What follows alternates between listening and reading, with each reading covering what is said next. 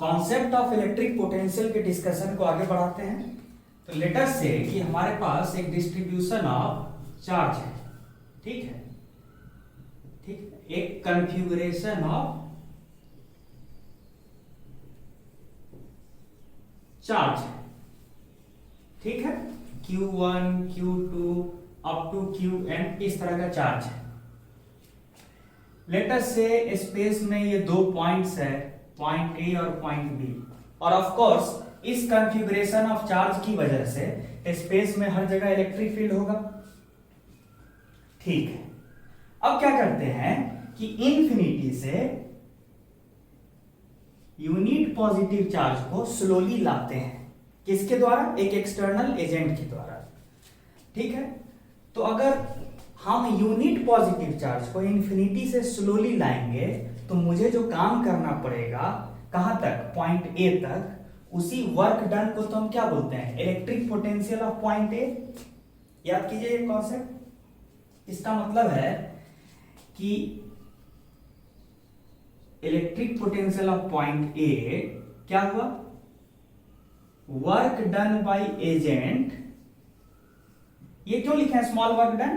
क्योंकि जैसे जैसे मान लीजिए यूनिट पॉजिटिव चार्ज है, यूनिट, इसको जैसे जैसे लाएंगे पास, जैसे जैसे पास लाएंगे इस तरह से, तो छोटा छोटा वर्क करते जाना होगा। छोटा वर्क डीडब्ल्यू डीडब्ल्यू डीडब्ल्यू, इस तरह के छोटे छोटे वर्क को हम क्या करने जा रहे हैं? ऐड करेंगे, राइट फ्रॉम इंफिनिटी से लेके up to the point A, ठीक है। तो ये हो गया potential of point A. Similarly हम पॉइंट बी का पोटेंशियल लिखना चाहेंगे तो क्या लिखेंगे कि मुझे एक कूलम्ब चार्ज को स्लोली बी तक लाना है। तो कैसे लाएंगे? एक तरीका तो है कि ए तक ला के फिर धीरे धीरे बी तक लाएंगे। तो क्या लिख सकते हैं? Potential of point B can be written as work done by agent from infinity to point A plus work done by agent from point A to point B. इस तरह से लिख सकते हैं ना। मुझे एक कूलम्ब चार्ज को बी तक लाना है स्लोली, तो हम क्या करेंगे? स्लोली लाएंगे ए तक, फिर ए से गुजर के बी तक जाएंगे। तो देखिए इंफिनिटी से पॉइंट ए तक वर्क डन किए, उसको लिखे, फिर ए से बी तक जो वर्क डन है उसको सेपरेटली लिखे, तो टोटल क्या मिल गया? Potential of point B. अब इस तरह से हम क्यों लिखे हैं? फायदा क्या है? साफ साफ देखिए, ये क्वांटिटी क्या है? देखिए ऊपर ये जो एक्सप्रेशन ए है, ये क्वांटिटी क्या है? पोटेंशियल ऑफ पॉइंट ए है। तो हम क्या लिख सकते हैं? VB बराबर potential of point A, that is potential of point B is equal to potential of point A plus work done by agent, कहां से कहां तक? From point A to point B. और in short potential difference between point B and A can be written as work done by agent, ठीक है, from point A to B। ये expression हुआ potential difference का। अच्छा, इसी discussion को थोड़ा आगे ले जाते हैं।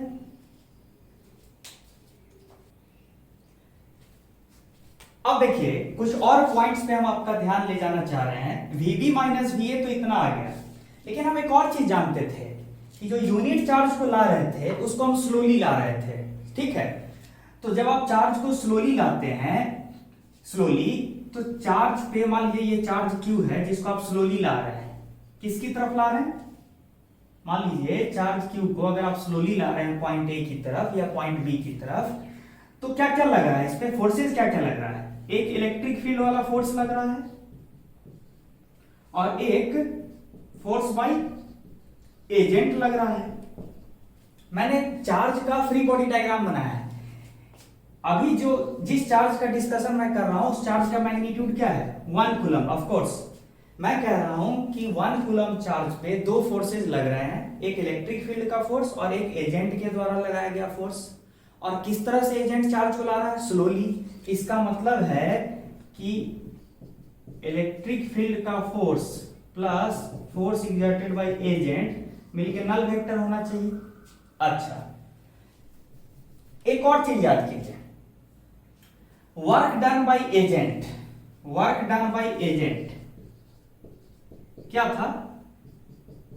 Force exerted by agent dot displacement of charge, ये जो डिस्प्लेसमेंट हो रहा है ना, छोटा छोटा डिस्प्लेसमेंट, तो F A dot D S vector work done by agent देता है। लेकिन इसको हम कैसे लिख सकते हैं, इस एक्सप्रेशन से देखिए ना, वर्क डन बाय एजेंट को इस तरह से लिख सकते हैं minus F E dot D S vector. क्यों? क्योंकि एफ ए वेक्टर जो है minus of F E vector है। देख लीजिए ना, यहां से एफ ए वेक्टर जो है minus of F E vector है, तो ऐसे लिख सकते हैं। तो फिर वर्क डन बाय एजेंट क्या हो जाएगा, इलेक्ट्रिक फोर्स को तो ऐसे लिख सकते हैं ना, चार्ज Q गुने इलेक्ट्रिक फील्ड, ये हो जाएगा force exerted by electric field dot ds। एक और बात, अभी कितना कूलम चार्ज का हम चर्चा कर रहे हैं, 1 कूलम, तो Q का वैल्यू 1 रख दीजिए, तो सिंपली क्या बन गया, माइनस E डॉट ds।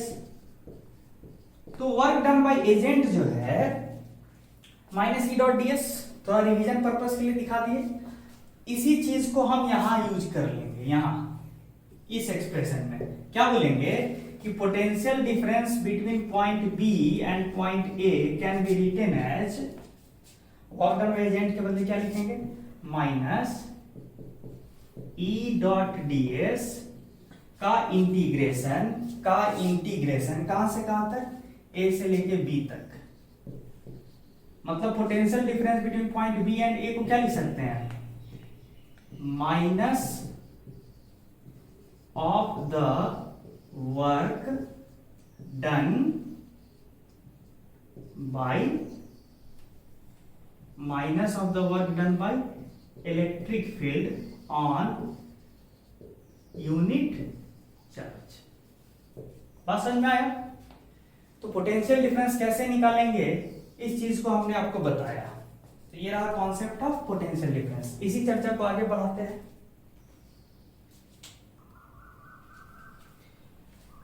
चलिए डिस्कशन को आगे बढ़ाते हैं। मेरा कहना है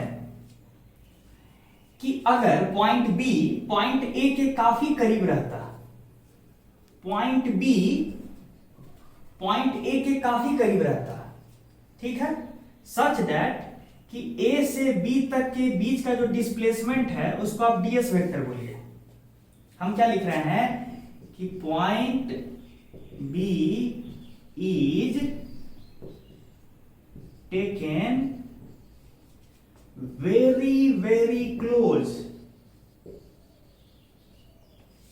to point A such that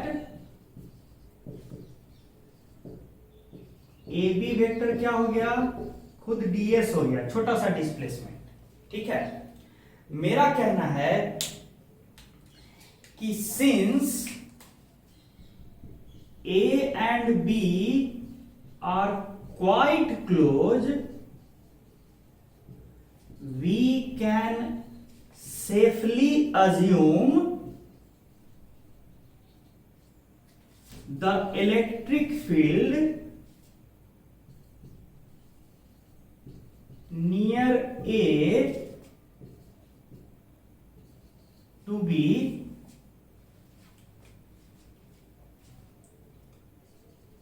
almost constant equal to vector E। मतलब मेरा ये कहना है कि इलेक्ट्रिक फील्ड तो वैरी कर रहा है पूरे स्पेस में, लेकिन ए और बी इतना क्लोज है कि प्रैक्टिकली ए पॉइंट के आसपास इलेक्ट्रिक फील्ड लमसम सेम ही होगा, ज्यादा वैरी नहीं करेगा। जो इलेक्ट्रिक फील्ड पॉइंट ए के पास है ऑलमोस्ट वही इलेक्ट्रिक फील्ड पॉइंट बी के पास होगा, ऑलमोस्ट उसी बात को हम यहां अंग्रेजी में लिख रहे हैं। अब बताइए कि अभी अभी आप थोड़ा देर पहले बोले थे कि potential difference between B and A को आप क्या लिखे थे, बताइए। तो अब तो बी और ए काफी क्लोज है, तो ए से बी तक लाने में कितना वर्क डन करना होगा, minus of the work done by electric field. ये इंटीग्रेशन का भी अब जरूरत नहीं है क्योंकि बी और ए काफी क्लोज है, तो ए से बी तक ले जाने में इलेक्ट्रिक फील्ड को कितना वर्क करना होगा, इलेक्ट्रिक फील्ड कितना वर्क करेगा, E dot ds, 1 coulomb charge multiplied by electric field vector gives force exerted by electric field dot ds displacement. तो ये फोर्स डॉट डिस्प्लेसमेंट हुआ, तो ये work done by electric field है। और पोटेंशियल डिफरेंस क्या होता है? Minus of the work done by electric field, जो अभी अभी थोड़ा देर पहले डिराइव किए थे। तो सीधे सीधे ये लिख सकते हैं ना, VB माइनस VA, अभी अभी सीधे माइनस E डॉट ds लिख सकते हैं। क्यों? क्योंकि है ही छोटा डिस्प्लेसमेंट, यहाँ इंटीग्रेट करने का जरूरत नहीं है। इंटीग्रेट तब करना होता जब B दूर रहता, और तब हम इस तरह का E डॉट ds को जोड़ते चले जाते। अभी जोड़ने का जरूरत ही नहीं है। यही एक्सप्रेशन जो है potential difference between point B and A है। ठीक है, लॉजिकली B और A के बीच का पोटेंशियल डिफरेंस काफी छोटा होगा। लेटर से पॉइंट B पे पोटेंशियल जो होगा A के तुलना में थोड़ा सा ही अलग होगा, लेटर से थोड़ा सा अलग है। B का पोटेंशियल A के तुलना में थोड़ा सा ही तो ज्यादा है, dV। और देखिए आपके मन में डाउट होगा कि सर हो सकता है ना कि पॉइंट B का पोटेंशियल कम हो A से, तो कोई दिक्कत नहीं। ये जो dV है ना, इसका साइन उल्टा हो जाएगा। dV पॉजिटिव भी हो सकता है, dV निगेटिव भी हो सकता है, dV जीरो भी हो सकता है। तो हम बस ये कह रहे हैं कि पॉइंट B का जो भी पोटेंशियल होगा वो पॉइंट A से थोड़ा सा ही ज्यादा या कम होगा। ठीक है, या जीरो या फिर बराबर ही होगा। उस केस में dV का वैल्यू जीरो हो जाएगा। तो ठीक है, आगे बढ़ाते हैं चर्चा को। ये होगा तो क्या निकल के आया? dV स्मॉल पोटेंशियल डिफरेंस जो है between point A and point B कितना के बराबर है? Minus E dot ds। ठीक है, अब इस पॉइंट से हम आगे चर्चा को ले जा रहे हैं।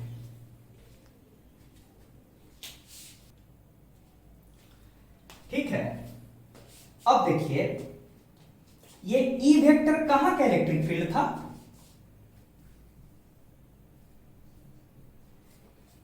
B काफी क्लोज लिए थे हम, B काफी क्लोज है, तो वेक्टर E कहां का इलेक्ट्रिक फील्ड था? पॉइंट A के आसपास का इलेक्ट्रिक फील्ड था। ठीक है, अब देखिए हम क्या किस पॉइंट की ओर आपका कंसंट्रेशन, आपका ध्यान ले जाना चाह रहे हैं। देखिए इलेक्ट्रिक फील्ड एक वेक्टर है, तो लेटर से उसको रिप्रेजेंट करने का तरीका होना चाहिए। इलेक्ट्रिक फील्ड को ऐसे लिख सकते हैं, EXI cap plus EYJ cap plus EZK cap, components में तोड़ के। और जो डिस्प्लेसमेंट लिखे हैं छोटा सा, इस डिस्प्लेसमेंट को क्या लिख सकते हैं? किसी भी डिस्प्लेसमेंट को 3D में हम इस तरह से लिख ही सकते हैं, DXI cap plus DYJ cap plus DZK cap. दोनों का डॉट प्रोडक्ट लीजिए तो E डॉट ds क्या हो जाएगा? EXI cap plus EYJ cap plus EZK cap dot DXI cap plus DYJ cap plus DZK cap.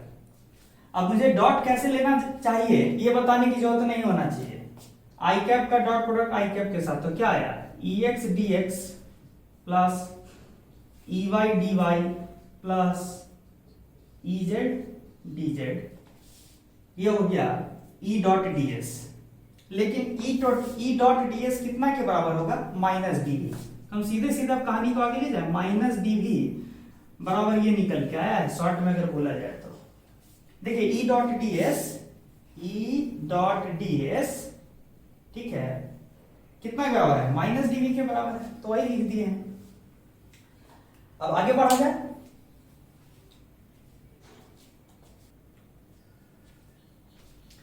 अब देखिए हम आपके सामने रखना क्या चाह रहे थे, किस पॉइंट को? Ex, Ey, Ez are the three components of electric field near the point A। तो कभी कभी मान लीजिए एग्जामिनर आपको पोटेंशियल दे दे, और पोटेंशियल का वैल्यू दे के, पोटेंशियल कैसे दे देगा? पूरे स्पेस में कोई भी पॉइंट मान लीजिए ये x, y, z है, और इस पॉइंट का हम क्या दे दें? पोटेंशियल। मतलब एग्जामिनर आपको पोटेंशियल ही दे दे as a function of x, y, z, और उल्टा पूछ ले कि इस एक्सप्रेशन को देख के इलेक्ट्रिक फील्ड वेक्टर क्या होगा एक particular point x, y, z पे, तो कैसे निकालेंगे? How to find out this? इसी तरह के क्वेश्चन के लिए हम यहाँ पे लॉजिकली एक्सप्लेन कर रहे हैं। ठीक है, अब ध्यान दीजिए हम क्या बोलना चाह रहे हैं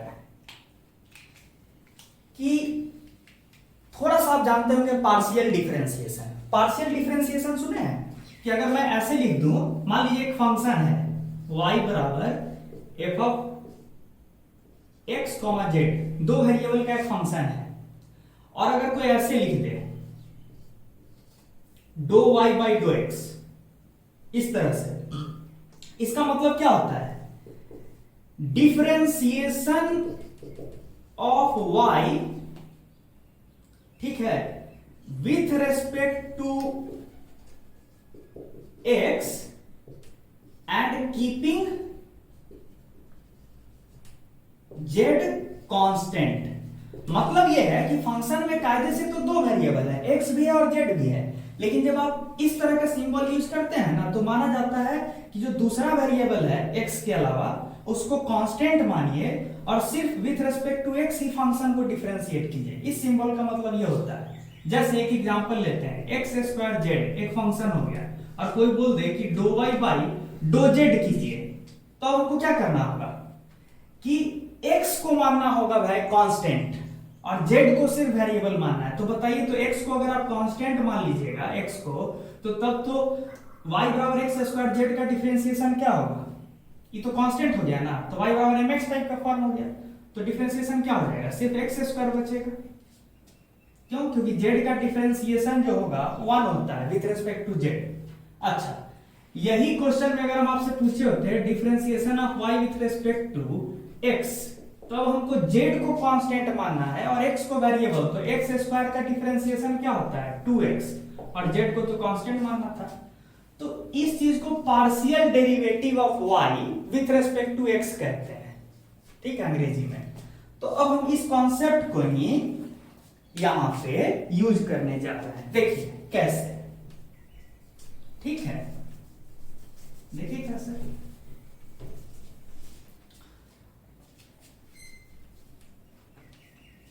अगर मैं y और z को कांस्टेंट मानते हुए, अगर मैं y और z को कांस्टेंट माना, if y and z are kept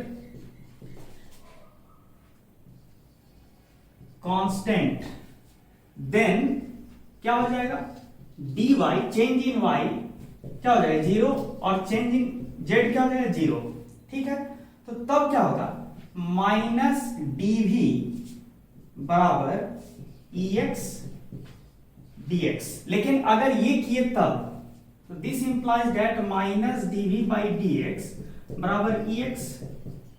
लेकिन ये कब तक वैलिड है? जब तक हम क्या मानेंगे कि y और z को कांस्टेंट। इसका मतलब हम इसको ऐसे लिख सकते हैं ना, माइनस, अब एक्चुअल सिंबल पे आते हैं, partial derivative of potential with respect to x, और ये बड़ा सा बार लगा के या इधर नीचे लिख देते हैं, keeping y and z constant. इसका मतलब ऐसे समझिएगा कि आप पोटेंशियल को डिफरेंशिएट कर रहे हैं partially with respect to x, और ये बार के बाद मीनिंग बता रहे हैं कि कैसे, keeping y and z constant. ये चीज जो है आपको क्या दे रहा है? क्या दे रहा है? x component of electric field. आप क्या समझे आगे से? क्या समझे कि minus of partial differentiation of potential with respect to x क्या देगा? x component of electric field. कहां का? तो पॉइंट A के आसपास का। सिमिलरली आगे मुझे बताने की जरूरत नहीं पड़ना चाहिए, ये क्या देगा? y component of electric field. देख लीजिए क्या करेंगे कि अब x और z को कांस्टेंट मान के आगे काम बढ़ाएंगे, तो dx और dz खत्म हो जाएगा, फिर माइनस dv बाई dy बराबर ey आएगा। तो मुझे बार बार रिपीट करने का जरूरत नहीं होना चाहिए, ये हो जाएगा ना। तो मतलब एग्जामिनर आपको कभी भी potential as a function of x, y, z देगा ना, तो आप आराम से इसका सहारा लेके, इस थ्योरी का सहारा लेके इलेक्ट्रिक फील्ड बता सकते हैं किसी भी पॉइंट x, y, z पे। ये सिखाना था।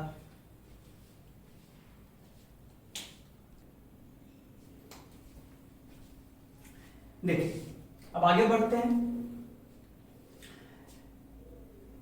Point B, point A, minus D V बराबर ई डॉट डी एस वही राम कहानी जो पहले किए थे।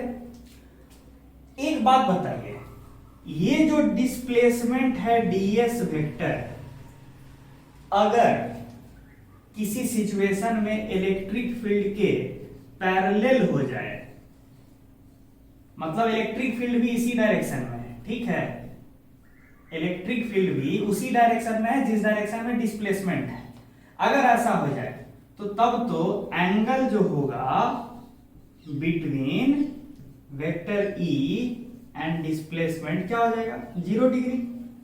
तब क्या लिखाएगा ये चीज, माइनस dv बराबर E ds cos 0, E ds बराबर minus dv। This implies that minus dv by ds gives electric field at the location A। अब यहां फायदा क्या हुआ कि अगर आप गलती से भी जानते हैं कि एक पर्टिकुलर डिस्प्लेसमेंट के अलोंग ही इलेक्ट्रिक फील्ड भी है, तब आप डायरेक्टली ही पूरा इलेक्ट्रिक फील्ड ही निकाल सकते हैं, कंपोनेंट को छोड़िए, पूरा इलेक्ट्रिक फील्ड का मैग्नीट्यूड ही निकाल के रख दिया आप। तो क्या करके, पोटेंशियल का डिफरेंशिएशन करके with respect to displacement ds। देख रहे हैं ये चीज, ये भी सीखने वाली बात है कि अगर आपको कभी कभी पता हो कि इलेक्ट्रिक फील्ड का डायरेक्शन किधर है, तो आप उसी डायरेक्शन के अलोंग पोटेंशियल को डिफरेंशिएट कर दीजिए विथ रिस्पेक्ट टू डिस्प्लेसमेंट, आपको क्या मिल जाएगा, इलेक्ट्रिक फील्ड का मैग्नीट्यूड। ठीक है, ये हम कब बात किए हैं, जब इलेक्ट्रिक फील्ड जो है पैरेलल हो डिस्प्लेसमेंट के। दूसरा केस क्या होगा, केस 2 क्या होगा, if electric field is anti parallel to क्या, डिस्प्लेसमेंट ds। मतलब अब कौन सा केस है, अब जो केस डिस्कस कर रहे हैं वो ये है, इलेक्ट्रिक फील्ड इधर होगा पॉइंट A के आसपास, इलेक्ट्रिक फील्ड टुवर्ड्स राइट होगा और डिस्प्लेसमेंट टुवर्ड्स लेफ्ट है, तब एंगल क्या हो जाएगा, एंगल क्या हो जाएगा between vector E and displacement, of course 180 degree होगा, या पाई रेडियन बोलिए या और 180 डिग्री बोलिए। तो दिस इंप्लाइज दैट, ये वाला कहानी लिखते हैं, माइनस dv बराबर E ds cos पाई, कितना हो जाएगा, minus E ds। This implies that dv by ds directly आपको क्या दे दिया, इलेक्ट्रिक फील्ड। तो अगर आप पोटेंशियल का डिफरेंशिएशन उस डायरेक्शन के रेस्पेक्ट में कीजिएगा जिस डायरेक्शन के उल्टे डायरेक्शन में इलेक्ट्रिक फील्ड है, तो तब तो सीधे पोटेंशियल का differentiation with respect to displacement gives electric field. क्या बोले, जिधर इलेक्ट्रिक फील्ड है उसके उल्टे डायरेक्शन में जो डिस्प्लेसमेंट है उसके रेस्पेक्ट में अगर पोटेंशियल का डिफरेंशिएशन कीजिएगा तो सीधे इलेक्ट्रिक फील्ड का मैग्नीट्यूड मिल जाएगा, कोई माइनस लगाने का दिक्कत नहीं। तो ये सब चीज भी है। अच्छा, इसी का लॉजिकल एक्सटेंशन एक आखिरी इंपॉर्टेंट पॉइंट पे आते हैं। अब आगे बढ़ते हैं।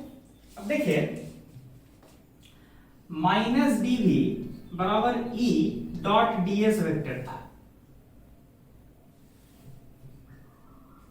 ठीक है। अगर इलेक्ट्रिक फील्ड वेक्टर और डिस्प्लेसमेंट वेक्टर परपेंडिकुलर है एक दूसरे के, तब माइनस dv बराबर क्या होगा, E ds cos pi by 2, सीधे 0। यानी कि अगर आप इलेक्ट्रिक फील्ड के परपेंडिकुलर डायरेक्शन में डिस्प्लेसमेंट कीजिएगा तो पोटेंशियल में कोई ड्रॉप नहीं आएगा। इसका मतलब यही ना हुआ बाबू, पोटेंशियल में ड्रॉप 0 है, मतलब ऐसे समझिए। एक एग्जांपल लेते हैं,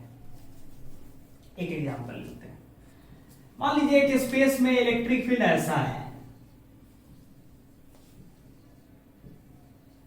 ठीक है, इलेक्ट्रिक फील्ड ऐसा है, और हम क्या किए जानबूझ के कि फील्ड के परपेंडिकुलर डायरेक्शन में ऐसे छोटा छोटा डिस्प्लेसमेंट कर रहा है, तो तब तो कभी भी इस पाथ के लॉन्ग, जिस पाथ को हम पाथ 1 बोल देते हैं, तब तो कभी भी पाथ 1 के लॉन्ग पोटेंशियल में कोई ड्रॉप नहीं आएगा। जो पोटेंशियल ए पे होगा वही पोटेंशियल यहाँ बी पे होगा, वही पोटेंशियल सी पे होगा, डी पे होगा। मतलब पूरे इस रास्ते के लॉन्ग जो पाथ 1 है उस रास्ते के लॉन्ग पोटेंशियल में कोई ड्रॉप नहीं आया है। ऐसा जो पाथ हुआ ना जिसको 1 बोले हैं, ऐसे पाथ को ही क्या बोलते हैं? इक्विपोटेंशियल पाथ या लाइन। कभी कभी क्या होता है कि 3D में रहता है फिगर, तो तब तो ये एक्चुअल में लाइन नहीं होगा, सरफेस होगा। इमेजिन कीजिए अगर 3D में फुहारे टाइप का ऐसे फील्ड लाइंस दिखाएं, तो तब तो ये जो पाथ बनेगा ये तो पूरा सरफेस बनेगा ना। इमेजिन कीजिए सरफेस, तो तब हम क्या बोलेंगे? Equipotential surface. किसको? ये नंबर 1 वाले सरफेस को। मेरे हिसाब से समझ में आ जाना चाहिए कि अगर आप इलेक्ट्रिक फील्ड लाइन के परपेंडिकुलर डायरेक्शन में एक पाथ बनाइएगा, एक सरफेस बनाइएगा, तो वो इक्विपोटेंशियल सरफेस है, क्योंकि पोटेंशियल में कोई ड्रॉप आएगा ही नहीं। जो पोटेंशियल ए पॉइंट पे होगा वही पोटेंशियल बी पे होगा, वही पोटेंशियल सी पे होगा एंड सो ऑन। ठीक है, अच्छा, तो इसका मतलब आप इक्विपोटेंशियल सरफेस बनाने का तरीका ढूंढ लिए। और कैसा कैसा होगा? यहाँ पे इक्विपोटेंशियल सरफेस बनाना है, तो कैसे बनाएगा? Perpendicular perpendicular perpendicular perpendicular perpendicular बनाइए, इसको लमसम ऐसे करके जोड़िए, ये दूसरा इक्विपोटेंशियल सरफेस हो गया। हाँ, ये जरूर है कि पोटेंशियल का वैल्यू जो पाथ 1 पे होगा वही पोटेंशियल का वैल्यू पाथ 2 पे नहीं होगा। मतलब इन्फिनिटी से 1 कूलम चार्ज को अगर कोई एजेंट लाएगा ना यहाँ पे, मान लीजिए पॉइंट P पे, तो उसको कुछ वर्क डन करना पड़ रहा है, मान लीजिए W2। उसके बाद अगर इन्फिनिटी से कोई पॉइंट A पे ला रहा है एजेंट 1 कूलम चार्ज को, तो उसको वर्क डन करना पड़ रहा है W1। तो पूरे पाथ 1 के लॉन्ग जो पोटेंशियल होगा वो W1 होगा। जो पोटेंशियल का वैल्यू होगा पाथ 1 के लॉन्ग वो W1 होगा, और जो पोटेंशियल का वैल्यू जो होगा पाथ 2 के लॉन्ग वो W2 होगा। दोनों अलग अलग पोटेंशियल वाला सरफेस है, लेकिन हाँ, ब्लैक वाले सरफेस पे जितने पॉइंट्स हैं उस सब सेम ही पोटेंशियल पे हैं, वैसे ही रेड वाले सरफेस पे जितने पॉइंट्स हैं उस सब सेम पोटेंशियल पे हैं, एक V1 पे है, V2 पे है। तो इस तरह से आप इक्विपोटेंशियल सरफेस बनाना सीख गए कि कैसे बनाना चाहिए। ठीक है, अच्छा एक बात बताइए, जब आप पिछला बार जब आप बोले थे कि electric field parallel to displacement होगा, तो तब तो सीधे सीधे dV बाई ds ऐसे देखिए, तब तो सीधे सीधे dV बराबर क्या आया था? Minus EdS। याद कीजिए, जब electric field parallel to ds था तो dV बराबर माइनस EdS आया था। इसका मतलब क्या होता है कि अगर आप इलेक्ट्रिक फील्ड के अलोंग ही डिस्प्लेसमेंट कीजिएगा ना, तो पोटेंशियल में ड्रॉप आएगा, और सबसे ज्यादा ड्रॉप आएगा। इससे ज्यादा ड्रॉप हो पाएगा क्या? बताइए ना। ऐसे था आपका E.ds, यही था ना dV।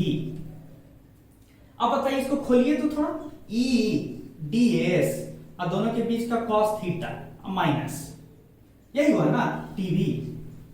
तो बताइए, तो सबसे ज्यादा निगेटिव साइन के साथ कौन सा वैल्यू आ सकता है? जब cos थीटा का वैल्यू 1 हो जाए, उससे ज्यादा निगेटिव तो नहीं ना होगा ये वैल्यू। तो cos थीटा 1 कब होता है? जब थीटा 0 होता है। थीटा 0 मतलब electric field parallel to displacement. इसका मतलब जब electric field parallel to displacement होगा, तो तब पोटेंशियल में जो ड्रॉप होगा ना, पोटेंशियल में जो ड्रॉप हो रहा है, ड्रॉप क्यों बोल रहे हैं? क्योंकि यहाँ माइनस के साथ अपेयर हुआ है। When electric field is parallel to displacement, जब आपका डिस्प्लेसमेंट इलेक्ट्रिक फील्ड के लॉन्ग ही होगा, तो सबसे ज्यादा रेट से पोटेंशियल का ड्रॉप होगा। पोटेंशियल का drop change dV is equal to minus EdS। E तो मैग्नीट्यूड ऑफ इलेक्ट्रिक फील्ड है, ds मैग्नीट्यूड ऑफ डिस्प्लेसमेंट है, तो ये दोनों तो पॉजिटिव है ही, और साथ में बाहर क्या लगा? निगेटिव। यानी क्या हो गया है? पोटेंशियल ड्रॉप हो रहा है, पोटेंशियल घट रहा है। Potential drop is maximum along the displacement parallel to electric field। इसी लॉजिक से आप क्या बोल दीजिएगा कि एंटी पैरेलल टू अगर इलेक्ट्रिक फील्ड डिस्प्लेसमेंट होगा तो पोटेंशियल जो होगा ड्रॉप नहीं होगा बल्कि हाईएस्ट रेट से इंक्रीज करेगा। ठीक है ना, ये बात। तो ये बताना था ये सारी बातें। ठीक है,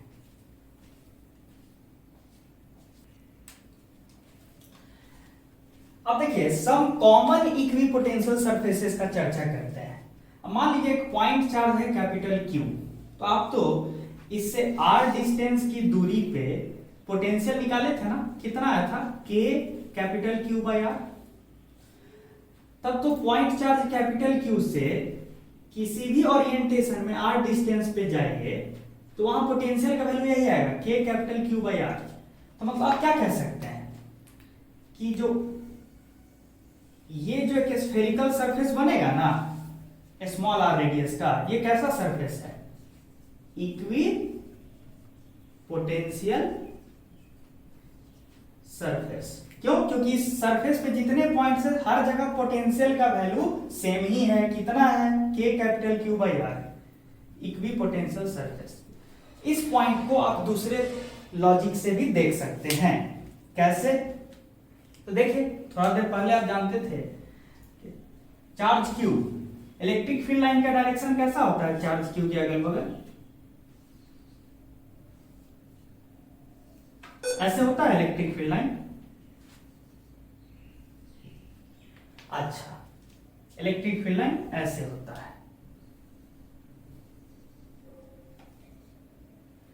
आप ही बताइए कि फील्ड के किस डायरेक्शन में हम डिस्प्लेसमेंट कराएं कि हमको इक्विपोटेंशियल सरफेस मिलेगा? तो 90 डिग्री, फील्ड के 90 डिग्री पे आप मूव करते रहिए, इस तरह से, इस तरह से, इस तरह से, इस तरह से, तो आपको क्या मिलते जाएगा? ये सारा जो पॉइंट्स है यहां पे इसको जोड़िए तो ये एक स्फेरिकल सरफेस मिला। मतलब एक पर्टिकुलर पॉइंट पे आप खड़े हो जाइए और फील्ड के परपेंडिकुलर डायरेक्शन में चलते चले जाइए तो आपको एक सरफेस मिला। यही तो क्या हो गया? Equi potential surface. अच्छा, और ये अगर दूरी जो है, ये दूरी अगर r है तो पोटेंशियल का वैल्यू भी आप लिख सकते हैं k capital Q by R. Similarly in fact r1 बोल दीजिए, r1। सिमिलरली ये भी तो हो सकता है ना कि आप थोड़ा हट के, दूर हट के गए यहां और यहां पे इक्विपोटेंशियल सरफेस बनाए जो ऐसा होगा, तो ये दूसरा इक्विपोटेंशियल सरफेस हुआ, इसको बोलिए V2। और यहां पे पोटेंशियल का वैल्यू क्या होगा? k capital Q by r2, where r2 is the radius of this surface, spherical surface। तो एंड सो ऑन। आप बहुत तरीके से आप देखिए ना, अब इस लॉजिक से तो आप infinite number of equipotential surfaces बना सकते हैं, लेकिन हर इक्विपोटेंशियल सरफेस का अपना अपना पोटेंशियल का वैल्यू अलग अलग है। ऐसा इस तरह से आप कंसेंट्रिक स्फेरिकल सरफेसेस बना सकते हैं और सारा अलग अलग पोटेंशियल का इक्विपोटेंशियल सरफेस है। ठीक है, ये हो गया पॉइंट चार्ज के आसपास। इसी लॉजिक से आप शेल याद कीजिए, shell spherical shell uniformly charge capital Q है। अंदर में हर जगह पोटेंशियल क्या था? सेम था। याद कीजिए, अगर रेडियस कैपिटल आर है तो प्रूफ किए थे ना कि शेल के अंदर potential k capital Q by R ही होता है। मतलब ये पूरा रीजियन ही इक्वी पोटेंशियल रीजियन हो गया। यहाँ सरफेस नहीं है, पूरा पूरा वॉल्यूम ही शेल के अंदर का जो वॉल्यूम है पूरा इक्वी पोटेंशियल रीजियन है। अच्छा, लेकिन बाहर की बात अब करते हैं। ये तो अंदर की बात हो गया, बाहर की बात क्या होगा? तो बाहरी पॉइंट्स के लिए तो एक शेल पॉइंट चार्ज की तरह बिहेव करता है। तो इस शेल के बदले मान लेंगे कि एक चार्ज क्यू है जो यहां रखा हुआ है, तो तब तो पॉइंट चार्ज के लिए जैसा इक्विपोटेंशियल सरफेस बनाते थे ना, वैसा ही बनाते चले जाएंगे। तो ये हो गया equipotential surface outside spherical shell. बातें समझिए।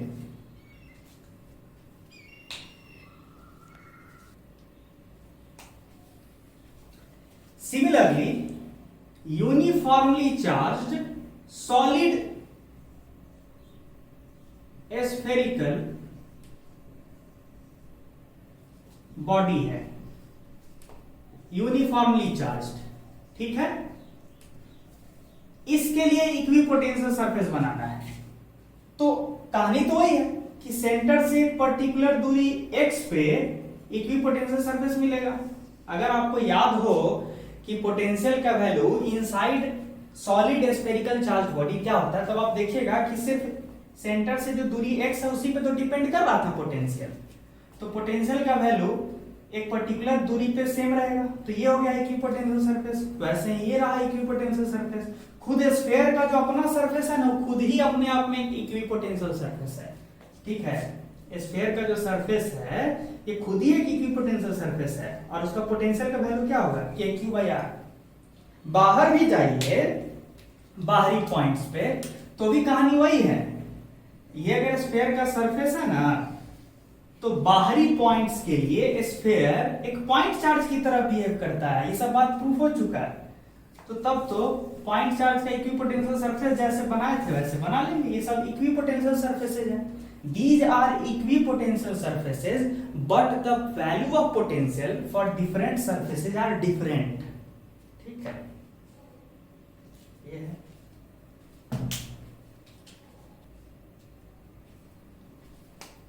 अब अगला केस लेते हैं। इनफाइनाइट लाइन चार्ज के आसपास इक्विपोटेंशियल सरफेस बनाना है, ठीक है। इनफाइनाइट लाइन चार्ज के आसपास तो कैसा बनेगा बताइए।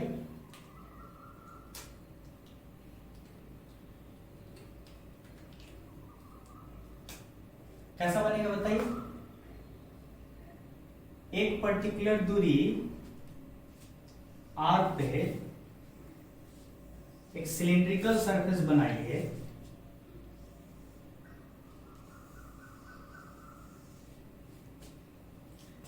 ठीक है। ये जो सिलिंड्रिकल सरफेस बना जो आपको दिख रहा है अप टू इंफिनिटी इस तरह से, मतलब कहने से क्या हुआ, एक इनफाइनाइट लाइन चार्ज है, एक पर्टिकुलर दूरी पे गए तो चारों तरफ तो सिचुएशन सिमेट्रिकल है। तो जो R पे पोटेंशियल होगा कुछ भी होगा वही हर तरफ चारों तरफ R पे होगा, वही तो बना है।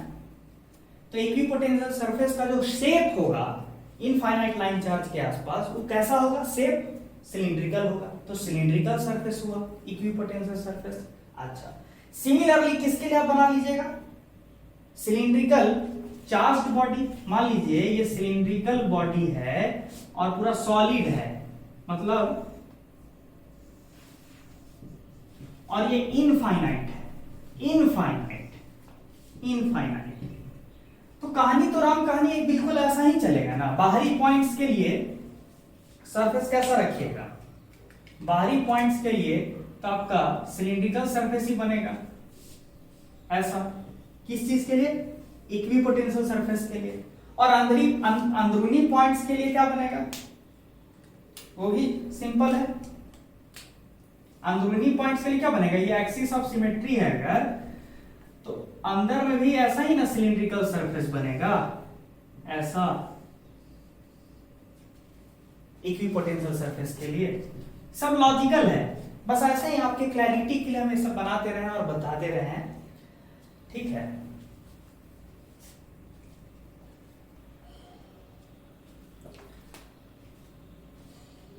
अगर मान लीजिए इनफाइनाइट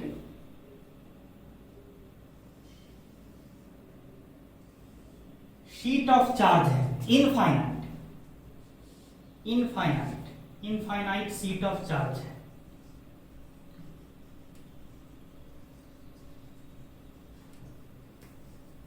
तो बताइए तो sigma coulomb per metre square. तो इसके प्रेजेंस में इलेक्ट्रिक फील्ड लाइंस कैसा होता है बताइए तो, इनफाइनाइट, मान लीजिए ये white board he infinite sheet of charge रहता तो इलेक्ट्रिक फील्ड इस तरह से रहता ना, बोर्ड के परपेंडिकुलर, हर तरफ बोर्ड के परपेंडिकुलर इस तरह से इलेक्ट्रिक फील्ड होता, और फील्ड का वैल्यू क्या होता, constant sigma bye 2 epsilon not. तो बताइए, तो इस तरह के फील्ड को कैसे दिखा देंगे, ऐसे ऐसे ऐसे,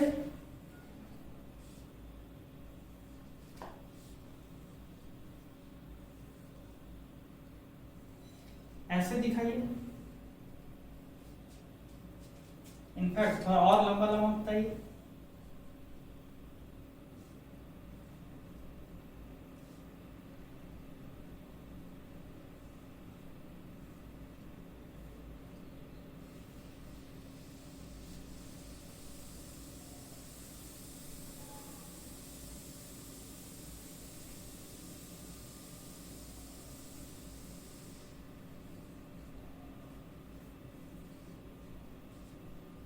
इस तरह से इलेक्ट्रिक फील्ड लाइंस बनेगा ना, इनफाइनाइट शीट ऑफ चार्ज के आसपास। ठीक है, ये बनाए पैरेलल टू ईच अदर। ठीक है, जितना पॉसिबल हो सका उतना अच्छा बनाने का कोशिश किए हैं। पैरेलल टू ईच अदर और यूनिफॉर्मली स्पेस्ड। यूनिफॉर्मली स्पेसिंग देंगे तो इससे क्या पता चलता है कि हर जगह इलेक्ट्रिक फील्ड का स्ट्रेंथ सेम है, और पैरेलल डायरेक्शन बता रहा है। अच्छा, इलेक्ट्रिक फील्ड के परपेंडिकुलर डायरेक्शन में अगर आप बनाइए इस तरह से सरफेसेस, फील कर पा रहे हैं, इस तरह का जो सरफेस बनेगा तो ये तो छुप जाएगा, ये वाला चीज तो छुप जाएगा। इस तरह का जो सरफेस बना, जो फील्ड के परपेंडिकुलर डायरेक्शन में सरफेस है, और भी बना सकते हैं ऐसा सरफेस।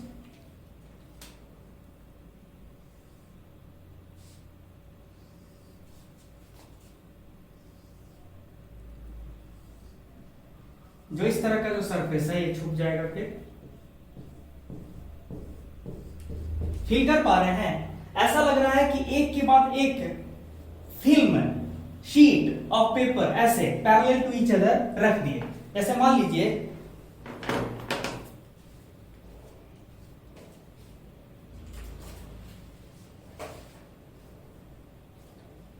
लीजिए कि ये इनफाइनाइट शीट ऑफ चार्ज है, तो इसी और फील्ड का लाइंस ऐसे होगा आपकी तरफ, ऐसे आपकी तरफ होगा, तो ये फील्ड लाइंस है ना, इसके परपेंडिकुलर डायरेक्शन में इस तरह का सरफेस बनाइए। ऐसा एक सरफेस, दूसरा सरफेस, तीसरा सरफेस, इस तरह का सरफेस बनाइए, वही बनाए।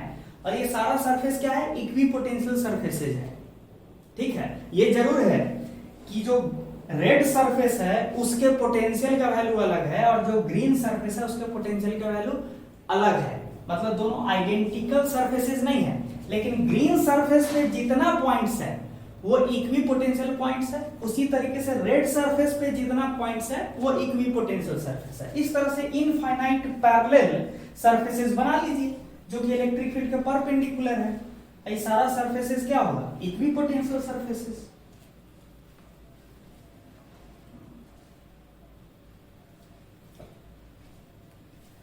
देखिए, कभी कभी एग्जामिनर आपको कॉन्सेप्चुअल सवाल पूछ लेता है, ठीक है, तो उसके लिए हम आपको एक चीज बस ऐसे ही आपके दिमाग में डालना चाह रहे थे कि मान लीजिए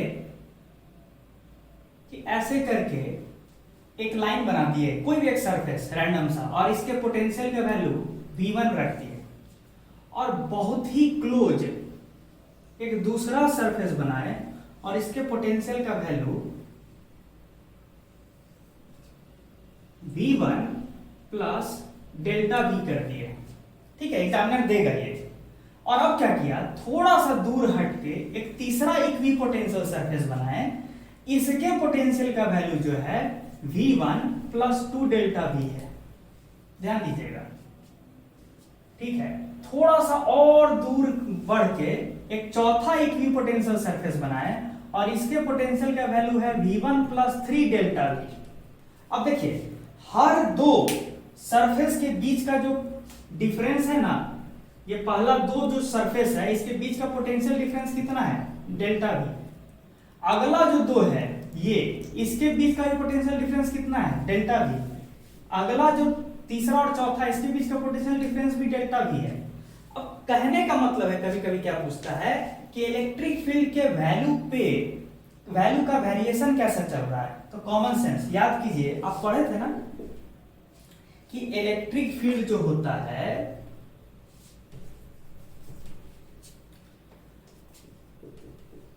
अगर पैरेलल टू डिस्प्लेसमेंट होता है तो पोटेंशियल में ड्रॉप होता है, और अगर electric field anti parallel to displacement होता है तो पोटेंशियल में इंक्रीज होता है। तो यहाँ पे साफ दिख रहा है कि पोटेंशियल बढ़ रहा है जैसे जैसे हम टुवर्ड्स राइट जा रहे हैं, ठीक है, पोटेंशियल बढ़ रहा है। इसका मतलब ये जो डायरेक्शन है ना, ये डिस्प्लेसमेंट का ये डायरेक्शन है, ये इस डायरेक्शन में इलेक्ट्रिक फील्ड नहीं होगा। क्यों? क्योंकि अगर ये डिस्प्लेसमेंट का डायरेक्शन है तो डिस्प्लेसमेंट का डायरेक्शन इलेक्ट्रिक फील्ड के एंटी पैरेलल होना चाहिए। कब? अगर आप पोटेंशियल का ड्रॉप नहीं चाहते बल्कि एनहांसमेंट चाहते हैं, तो एनहांसमेंट तो हो रहा है इस डायरेक्शन में, तो दिख ही रहा है डेल्टा वी से बढ़ते जा रहा है, तो इस डायरेक्शन में पोटेंशियल बढ़ रहा है, तो पक्का इलेक्ट्रिक फील्ड किधर होगा, इस डायरेक्शन के उल्टे डायरेक्शन में। तो इलेक्ट्रिक फील्ड का डायरेक्शन उल्टे डायरेक्शन में है। कहने का मतलब जिस डायरेक्शन में पोटेंशियल बढ़ता है उसके उल्टे डायरेक्शन में इलेक्ट्रिक फील्ड होता है। एक कॉमन सेंस भी है। मान लीजिए ना, ये पॉइंट चार्ज क्यू है, यहां पे दूरी है r, यहां का पोटेंशियल क्या है k क्यू बाई r, यहां पे दूरी है 2r, यहां का पोटेंशियल क्या होगा k क्यू बाई 2r। बताइए तो एक पॉइंट चार्ज के रेस्पेक्ट में इलेक्ट्रिक फील्ड का डायरेक्शन किधर होता है, इस डायरेक्शन में होता है ना, इस डायरेक्शन में इधर होता है ना इलेक्ट्रिक फील्ड। जबकि पोटेंशियल आप देखिए तो किधर बढ़ रहा है, टुवर्ड्स लेफ्ट। इलेक्ट्रिक फील्ड जिधर होता है उसके उल्टे डायरेक्शन में पोटेंशियल का वैल्यू बढ़ता है, वो यहां भी दिख रहा है। इस लॉजिक से भी हम पहले दिखाए थे कि अगर आपका डिस्प्लेसमेंट इलेक्ट्रिक फील्ड के उल्टे डायरेक्शन में है तो पोटेंशियल में राइज होता है, तो पोटेंशियल में राइज तो दिख ही रहा था, तो इसका मतलब इस डायरेक्शन में बढ़ेंगे तो राइज होगा, तो डिस्प्लेसमेंट ये हुआ, तो पक्का इलेक्ट्रिक फील्ड किधर होना चाहिए था, इधर, वो तो दिखा दिए। मतलब कभी कभी इक्वी पोटेंशियल सरफेसेस अगर देगा ना एग्जामिनर तो उसका सहारा लेके आप इलेक्ट्रिक फील्ड लाइंस बना सकते हैं, ठीक है, कैसे, इस तरीके से। और अगर थ्योरेटिकली बोलिए तो कैसे बनाना चाहिए, जो सरफेस है उसके 90 डिग्री पे चलिए, जो सरफेस है उसके 90 डिग्री पे आप चलिए, ये ऐसे ऐसे ऐसे 90 डिग्री पे, क्योंकि इलेक्ट्रिक फील्ड जो होता है इक्विपोटेंशियल सरफेस के परपेंडिकुलर डायरेक्शन में होता है। आप ऐसे भी कॉन्सेप्ट को देख सकते हैं। तो आप इलेक्ट्रिक फील्ड का डायरेक्शन बता दिए। अच्छा, दूसरा क्वेश्चन क्या पूछता है एग्जामिनर कि कहां पे इलेक्ट्रिक फील्ड का स्ट्रेंथ ज्यादा है या कहां कम है। इस गिवन सिचुएशन में इलेक्ट्रिक फील्ड का स्ट्रेंथ कहां कम है कहां ज्यादा है, तो बताइए तो कैसे पता करेंगे। याद कीजिए, dV by ds gives electric field का स्ट्रेंथ। अगर डिस्प्लेसमेंट हम किधर ले जाएं, इलेक्ट्रिक फील्ड के उल्टे डायरेक्शन में, तो है ही, मेरे जो ds वेक्टर है इलेक्ट्रिक फील्ड के उल्टे डायरेक्शन में रखे हुए हैं। तो आप बताइए कि जो पहला दो सरफेस है ना वहां पे बहुत कम डिस्प्लेसमेंट का मैग्नीट्यूड है, जो पहला दो सरफेस के बीच का जो डिस्प्लेसमेंट का मैग्नीट्यूड है, ds का जो मैग्नीट्यूड है यहां पे काफी कम है, जबकि पोटेंशियल में जो डिफरेंस आया है डेल्टा v का ही आया है। पोटेंशियल में डिफरेंस डेल्टा v का है और डिस्प्लेसमेंट मान लीजिए डेल्टा x है, जबकि जो तीसरा और चौथा सरफेस है वहां पे भी पोटेंशियल डिफरेंस डेल्टा v है, पोटेंशियल डिफरेंस डेल्टा v ये, लेकिन कितने डिस्प्लेसमेंट पे, बहुत ज्यादा डिस्प्लेसमेंट है। पहला दो के बीच जो गैप था ना उससे कई गुना ज्यादा ये गैप है, मान लीजिए 4 टाइम्स डेल्टा s है, तो यहां पे लिखिए 4 टाइम डेल्टा s, तो delta v by displacement dv by ds क्या देता है, इलेक्ट्रिक फील्ड। तो इस डेफिनेशन से dv बाई ds वाले डेफिनेशन से तो हम देख लिए कि तीसरा चौथा सरफेस के बीच इलेक्ट्रिक फील्ड का स्ट्रेंथ लमसम ऐसा है, जबकि पहला दूसरा सरफेस के बीच इलेक्ट्रिक फील्ड का strength potential difference between the surfaces divided by displacement delta S है। तो बताइए, तो ये E2 बड़ा है कि E1 बड़ा है? ऑफ कोर्स E1 बड़ा है, E1 बड़ा है।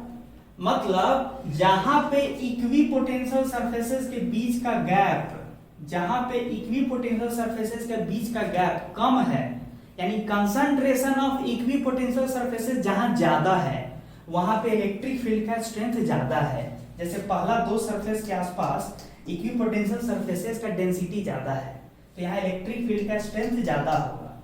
तीसरा चौथा सरफेस के बीच गैप बहुत ज्यादा है, potential surface, equi potential surfaces के बीच गैप ज्यादा है, तो यहाँ पे इलेक्ट्रिक फील्ड का स्ट्रेंथ जो है, यहाँ पे इलेक्ट्रिक फील्ड का स्ट्रेंथ काफी कम है, ये कम है as compare to electric field का strength at first two surfaces. एक एग्जांपल, एक लमसम आइडिया दे रहे हैं कैसे पकड़ेंगे। शॉर्ट में कहिए ना कि जहां पे rate of increase of potential बहुत ज्यादा होगा, शॉर्ट में ऐसे समझिए, जहां पे पोटेंशियल का इंक्रीज होने का रेट बहुत ज्यादा है, वहां इलेक्ट्रिक फील्ड का स्ट्रेंथ बहुत ज्यादा होगा। जहां पोटेंशियल बहुत तेजी से बढ़ रहा है जिस पॉइंट के आसपास, वहां फील्ड का स्ट्रेंथ ज्यादा होगा। Electric field strength is high at those points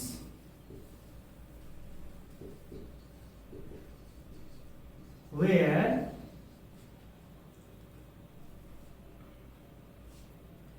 rate of increase or decrease of potential is very high। किसके रेस्पेक्ट में? With respect to displacement ds।